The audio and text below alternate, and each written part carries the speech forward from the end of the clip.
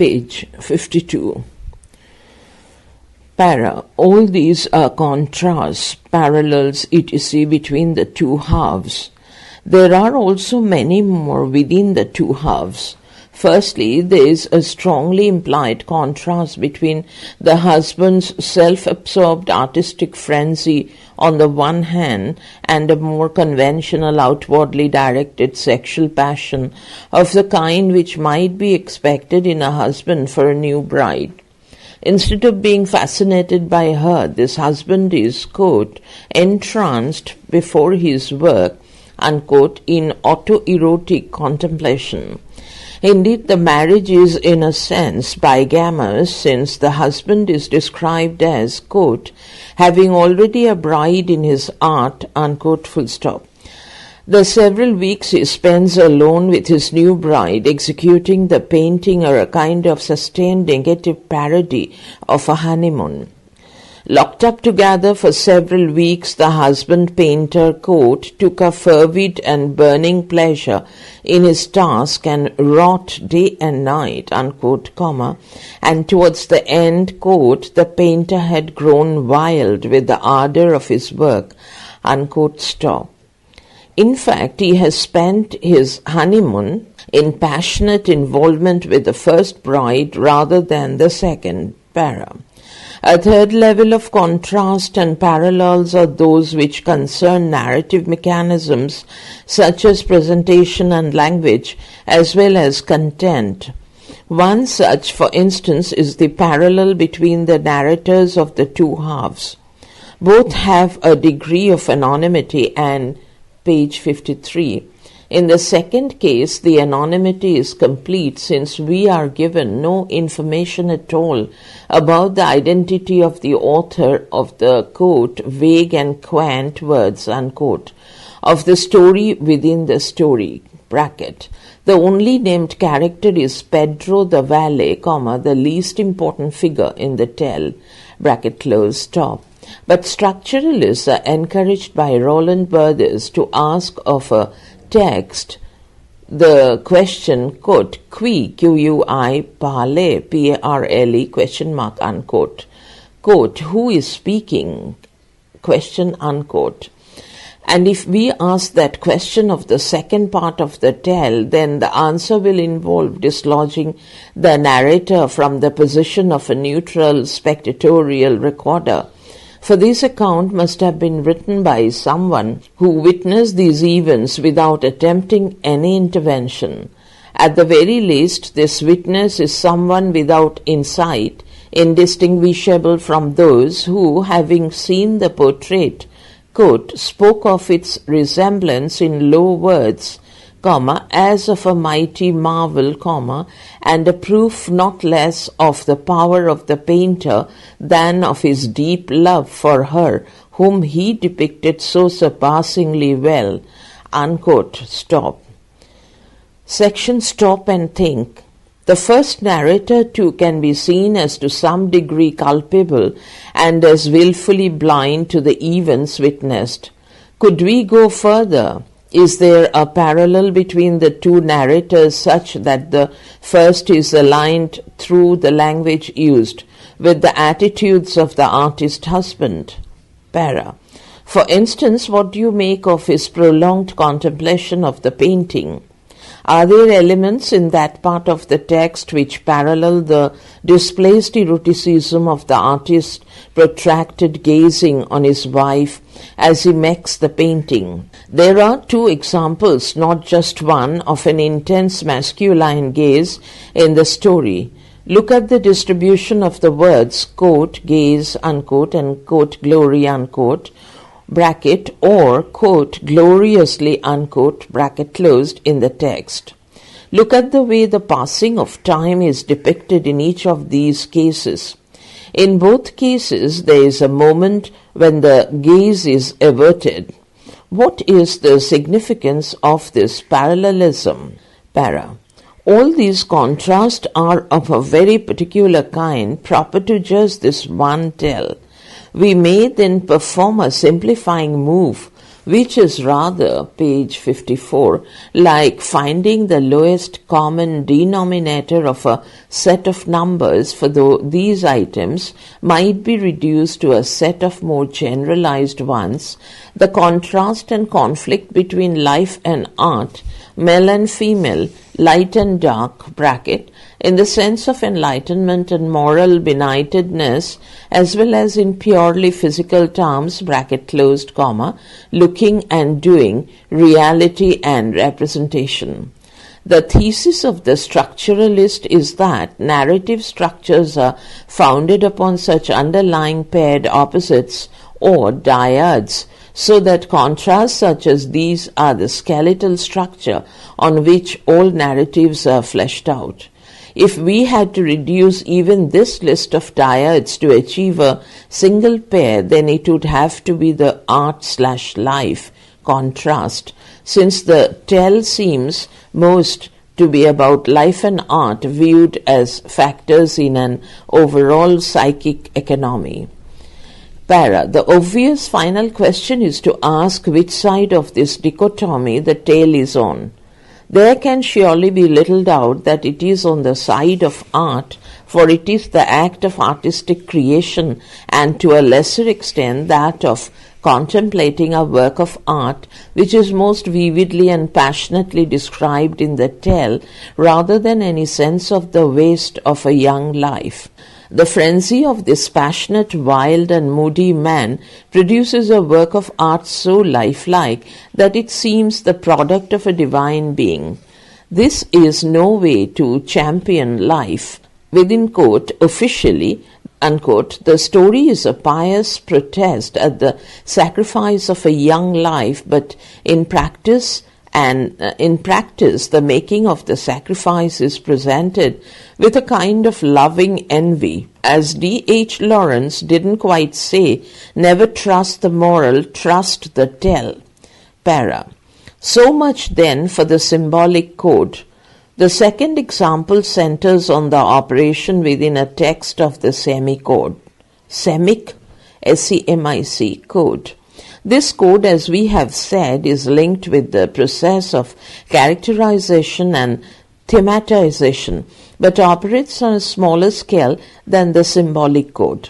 For Hawkes, in the book mentioned earlier, it, quote, utilizes hints or, double quote, flickers of meaning, double quote, unquote, single quote, unquote, comma, and given that it operates through the nuances of individual words and phrases, the best way to appreciate it in action is to use a variation of what educationalists call, quote, close procedure, unquote, comma, which involves deleting words from a text and having readers fill these gaps by drawing inferences from context and overall structure.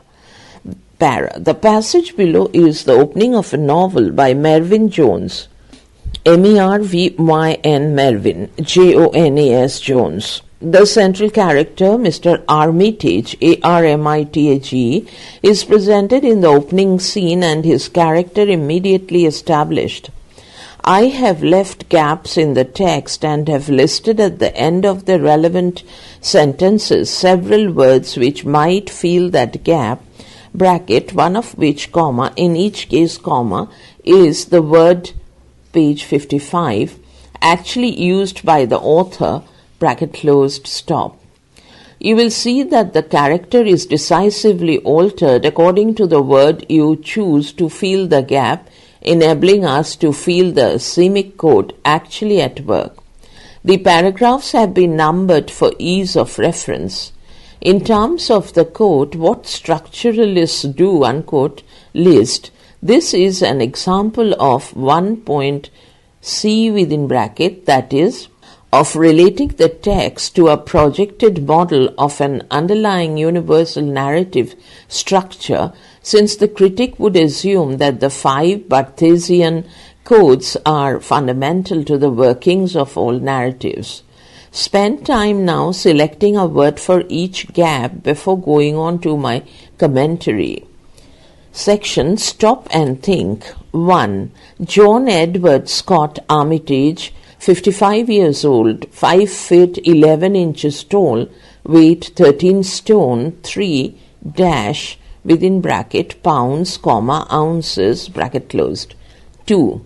June the 8th, a fine morning, 9:15 by the program change on the car radio, also 9:15 exactly as he checked the time on his dash watch, bracket, multifunction, comma, Swiss, comma, Swatch, comma, Timex, comma, pocket, comma, Mickey Mouse, bracket closed.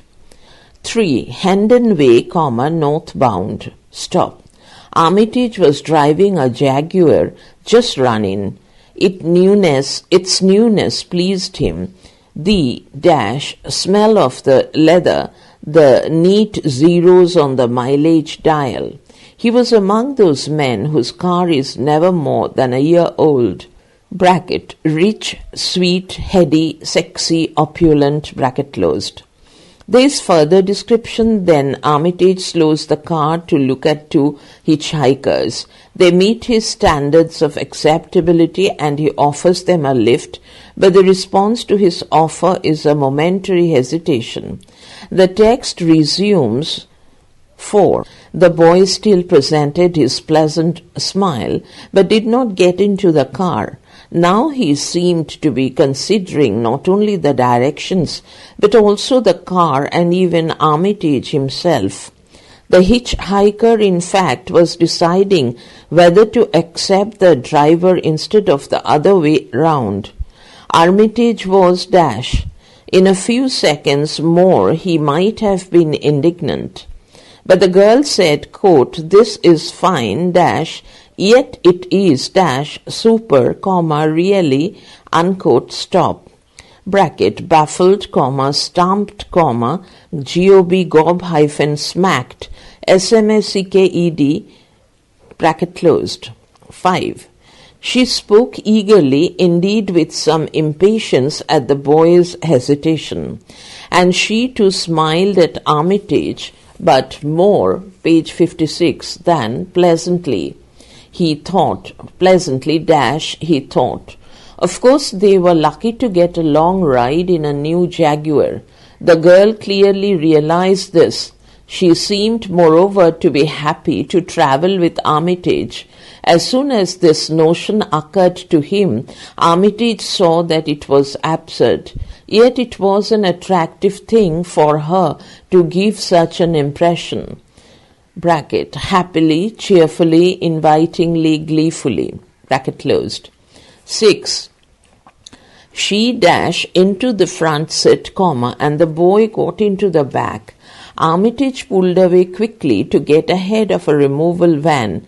He drove in a thrusting style, seizing every opportunity, overtaking in roaring third gear. He met and then dismissed the thought that the girl's presence beside him had made him show off his skill. Bracket, jumped quickly, comma, plumped heavily, comma, slid seductively, comma, slid easily, comma, squeezed awkwardly, comma, slipped quietly, bracket closed. Section. I'll comment briefly on the gaps in each of these paragraphs. In the first, the word in the published text is ounces, the precision of which immediately suggests a man with a very precise and ordered attitude to life. Bracket, how many people know their weight to the nearest ounce, bracket closed, para. In the second paragraph, the character of Armitage is completely changed if we change his watch. In the text, his Swiss watch reinforces the image of the well-ordered, well-to-do life already established in the first few lines of the book. But the Semicolon's flicker of meaning can instantly change him into an aging gadget faddist with a multifunction digital timepiece, or a dedicated follower of fashion with a trendy Swatch watch, or an old foggy, F-O-G-Y, with a pocket watch, or a hearty life and soul of the party type with a jockey Mickey Mouse watch. Para. In the third paragraph, the words sweet, heady, and sexy all come close to turning Armitage into a leather fetishist, while Rich has a certain directness and vulgarity which implies that his pleasure in things is in direct proportion to their cost. The text opulent retains an element of this, but seems to imply an appreciation of quality and craftsmanship for its own sake. Page 57, para. In the fourth paragraph, bracket, as often in fiction, the kind of word used by the narrating voice reflects the character being described.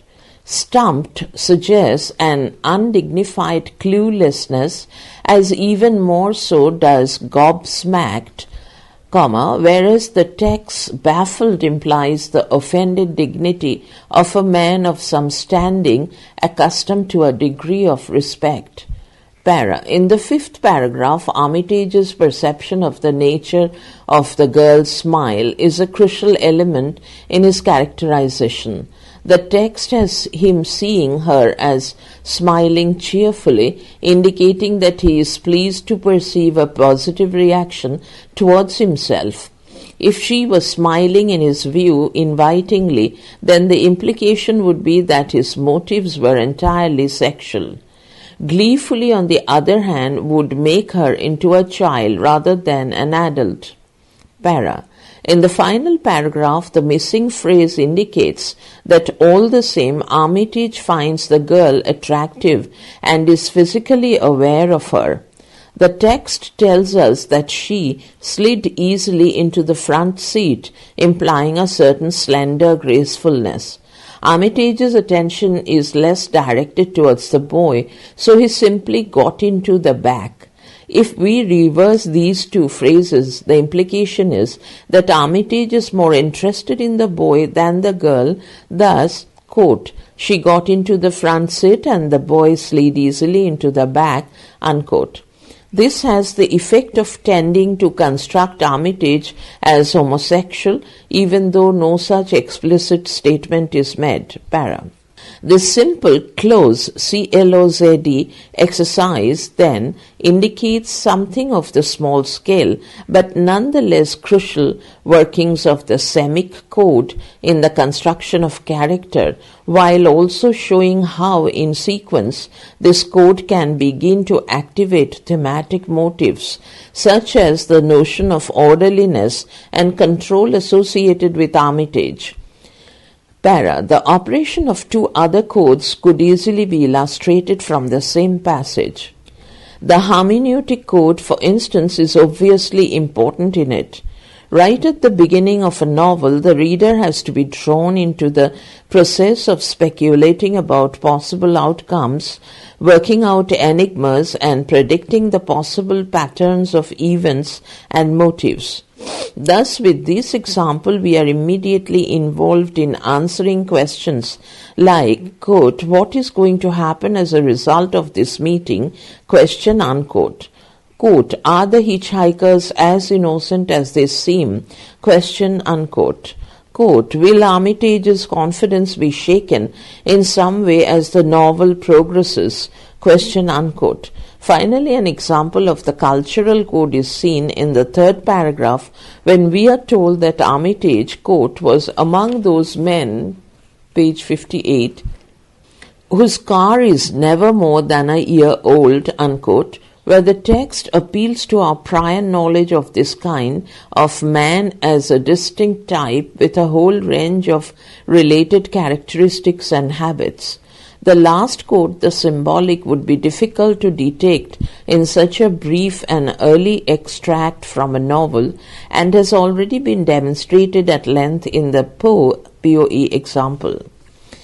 Section Selected Reading. Berthis Ronald, The Semiotic Challenge, translation Richard Howard, Blackwell, 1988. Essays by the best-known structuralist critic. See chapter in Section 3, Textual Analysis of a Tale by Edgar Allan Poe, on the facts in the case of M. Valdemar. Berthis Ronald, a Ronald Berthis reader, edited Susan Sontag, Vintage 1993. Color Jonathan, Structuralist Poetics, Routledge, 1975, a book which immediately established the author's reputation as a mediator of difficult theories, thorough but seldom succinct. Color, Jonathan Berthis, Fontana, 1983. Color, Jonathan Berthis, a very short introduction, Oxford Paperbacks, 2002. Hawkes, Terence, Structuralism and Semiotics, Mithuen, 1977. A pioneering book in a key series equivalent to Color, but does it better in my view because the series format makes for brevity and tightness. Scholes, Robert, Structuralism in Literature, an Introduction, Yale University Press, 1974. An admirable book, don't be put off by its age. You won't find anything to match it. Sarak, John, Structuralism, Paladin, 1986. Covers structuralism in a variety of fields, language, social sciences, etc. Chapter 4 is a good succinct account of literary structuralism and its antecedents. Chapter 3, page 59, Post-structuralism and Deconstruction. Some theoretical differences between structuralism and post-structuralism. Para. In post-structuralism, a continuation and development of structuralism or a form of rebellion against it. In one important sense, it is the latter, since a very effective way of rebelling is to accuse your predecessors of not having the courage of their convictions. Thus, post-structuralists accuse structuralists of not following through the implications of the views about language on which their intellectual system is based. As we saw, one of structuralism's characteristic views is the notion that language doesn't just reflect or record the world. Rather, it shapes it so that how we see is what we see. The post-structuralist maintains that the consequences of this belief are that we enter a universe of radical uncertainty, since we can have no access to any fixed landmark which is beyond linguistic processing, and hence we have no certain standard by which to measure anything. Without a fixed point of reference against which to measure movement, you cannot tell whether or not you are moving at all. You have probably at some time had the experience of sitting in a stationary train with another train between yourself and the far platform. When the train begins to move, you may have the sensation that it is your train which is moving and only realize this isn't so when the other train has gone and you again see the fixed point of the platform. Post-structuralism says in effect that fixed intellectual reference points are permanently removed by properly taking on board what structuralists said about language. Or, to change the analogy in space, page 60, where there is no gravity, there is no up and down, and these pronouncements about language send us into a gravity-free universe without upside down or right way up. This situation of being without intellectual reference points is one way of describing what post-structuralists call the decentered universe, one in which, by definition, we cannot know where we are, since all the concepts which previously defined the center and hence also the margins have been deconstructed or undermined in the manner described later. Para. The characteristic concerns of post-structuralism as hinted at here may at first seem pretty remote. Why this constant high anxiety about language, we might ask, when it seems to work perfectly well most of the time for day-to-day purposes. But on reflection we may find that it is precisely on this matter of anxiety about language that we can most easily identify with post-structuralist concerns, for these anxious feelings seem remarkably pervasive whenever we have to use language at any level beyond that of casual daily exchange with people we know very well and whose status is the same as our own. For instance, think of any slightly less straightforward language situation like writing to your bank, writing an essay, striking up a friendship with a stranger at a party, or sending a letter of condolence. In these cases and many more, there is an almost universally felt anxiety that the language will express things we hadn't intended or convey the wrong impression or betray our ignorance, callousness, or confusion. Even when we use a phrase like quote, if you see what I mean, unquote, or quote in a manner of speaking, unquote, there is the same underlying sense that we are not really in control of the linguistic system.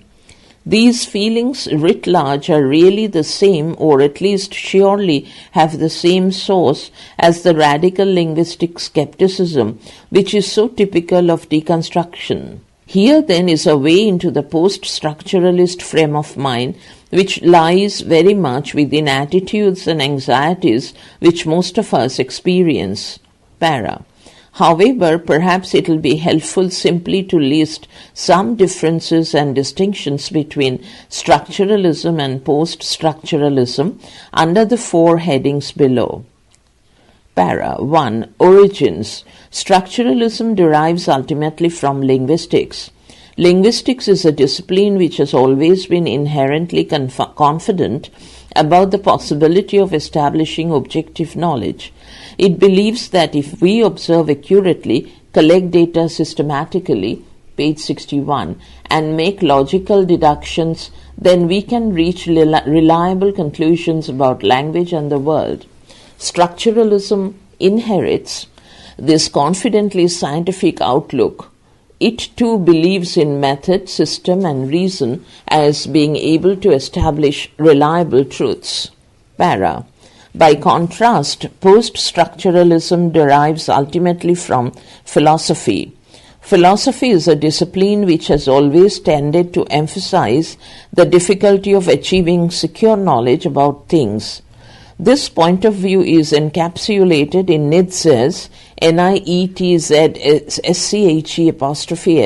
famous remark, quote, "There are no facts, only interpretations," unquote.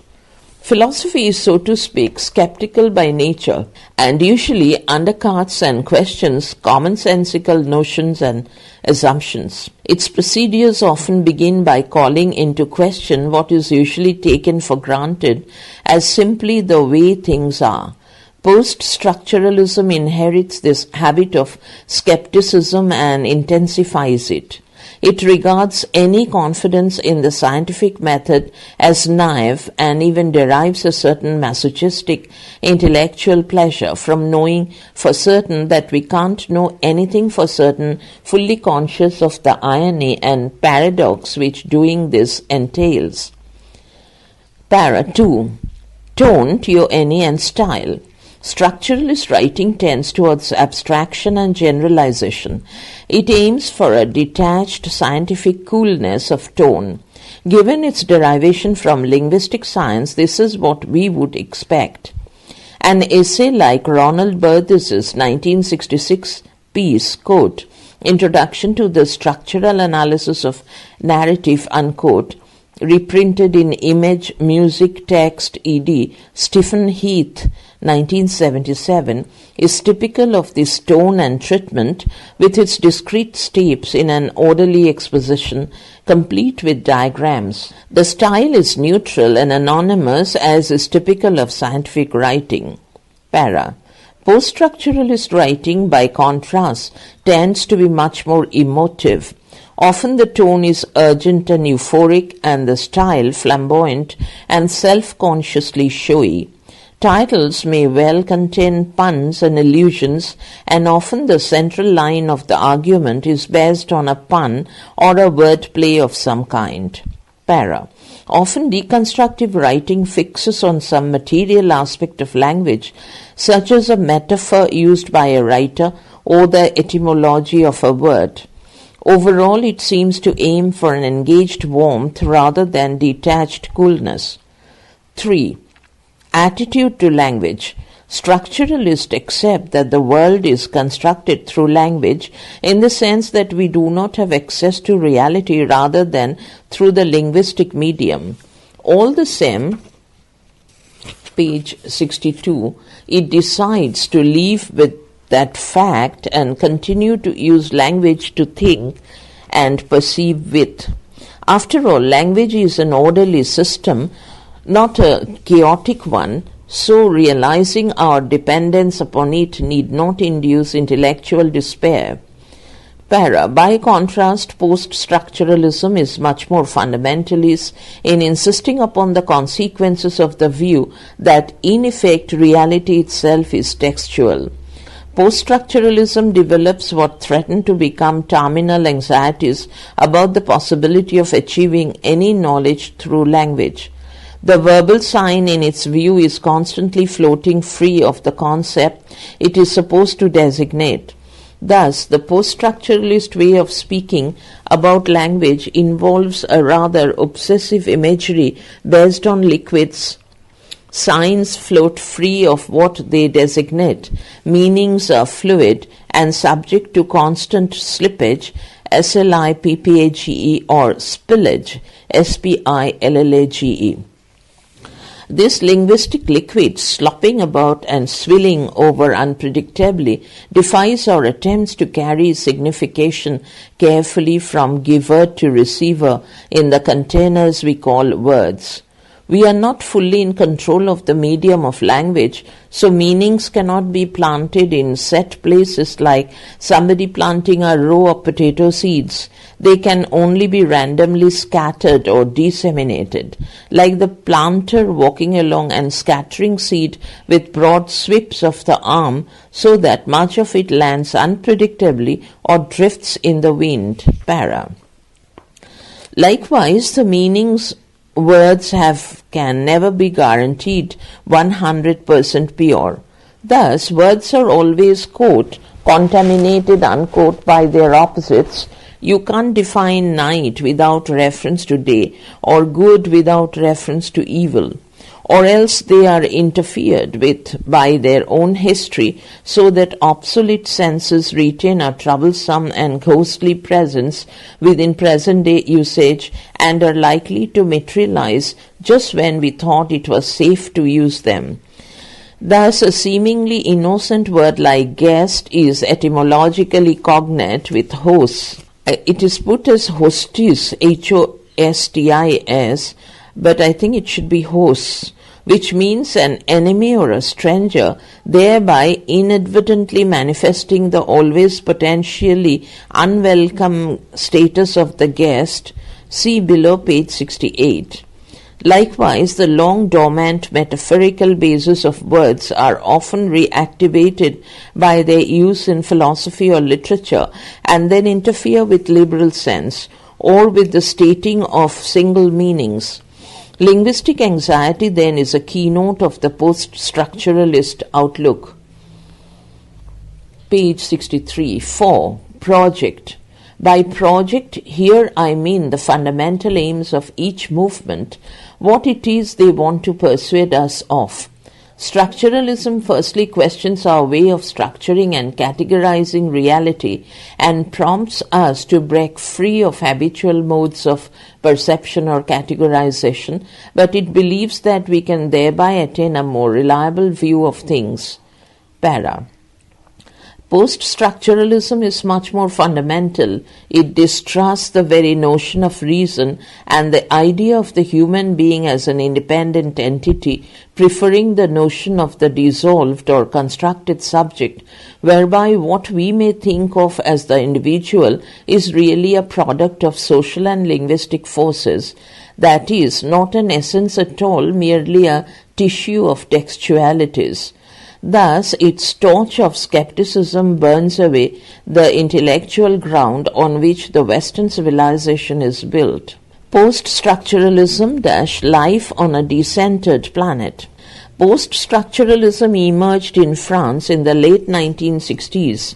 The two figures most closely associated with this emergence are Roland Barthes and Jacques Derrida, 1930 to 2004. Barthes's work around this time began to shift in character and move from a structuralist phase to a post-structuralist phase. The difference can be seen by comparing two different accounts by Barthes of the nature of the narrative, one from each phase, namely the essay, quote, "The Structural Analysis of Narrative," unquote, bracket, first published in 1966 and reprinted in Image, Music, Text, ed. Stephen Heath, 1977, bracket closed, and The Pleasure of the Text, 1973. The former is detailed, methodological, and forbiddingly technical, while the latter is really just a series of random comments on narrative arranged alphabetically, thereby, of course, emphasizing the randomness of the material. Between these two works came the crucial essay, quote, "The Death of the Author," unquote, 1968, which is the hinge round which Barthes turns from structuralism to post-structuralism. In that essay, he announces the death of the author, which is a rhetorical way of asserting the independence of the literary text and its immunity to the possibility of being unified or limited by any notion of what the author might have intended or crafted into the work. Instead, the essay makes a declaration of radical textual independence. The work is not determined by intention or context. Page 64. Rather, the text is free by its very nature of all such restraints. Hence, as Barthes says in the essay, the corollary of the death of the author is the birth of the reader. So the difference between the 1966 essay and the 1973 book is a shift of attention from the text, seen as something produced by the author, to the text, seen as something produced by the reader, and as it were by language itself, for, as Barthes also says, in the absence of an author, the claim to decipher a text becomes futile. Hence, this early phase of post-structuralism seems to license and revel in the endless free play of meanings and the escape from all forms of textual authority. Later, there is an inevitable shift from this textual permissiveness to the more disciplined and austere textual republicanism suggested in the quotation, pages 68-69, from Barbara Johnson. For her, deconstruction is not a hedonistic abandonment of all restraint, but a disciplined identification and dismantling of the sources of textual power. The second key figure in the development of post-structuralism in the late 1960s is the philosopher Jacques Derrida. Indeed, the starting point of post-structuralism may be taken as his 1966 lecture, quote, "Structure, Sign and Play in the Discourse of the Human Sciences," unquote, variously reprinted, for example, in abbreviated form in K. M. Newton's 20th Century Literary Theory, a Reader, Macmillan, 1988. In this paper, Derrida sees in modern times a particular intellectual event which constitutes a radical break from past ways of thought, loosely associating this break with the philosophy of Nietzsche and Heidegger, Heidegger, and the psychoanalysis of Freud. The event concerns the decentering of our intellectual universe. Prior to this event, the existence of a norm or center in all things was taken for granted. Thus, man, as the Renaissance slogan had it, was the measure of all other things in the universe, while Western norms of dress, behavior, architecture, intellectual outlook, and so on provided a firm center against which deviations, aberrations, variations could be detected and identified as other and marginal. In the 20th century, however, these centers were destroyed or eroded. Sometimes this was caused by historical events such as the way the First World War destroyed the illusion of steady material progress, or the way the Holocaust destroyed the notion of Europe as the source and center of human civilization. Sometimes it happened because of scientific discoveries, such as the way the notion of relativity, page 65, destroyed the ideas of time and space as fixed and central absolutes. And sometimes finally it was caused by intellectual or artistic revolutions, such as the way modernism in the arts in the first 30 years of the century rejected such central absolutes as harmony in music, chronological sequence in narrative, and the representation of the visual world in art. Para.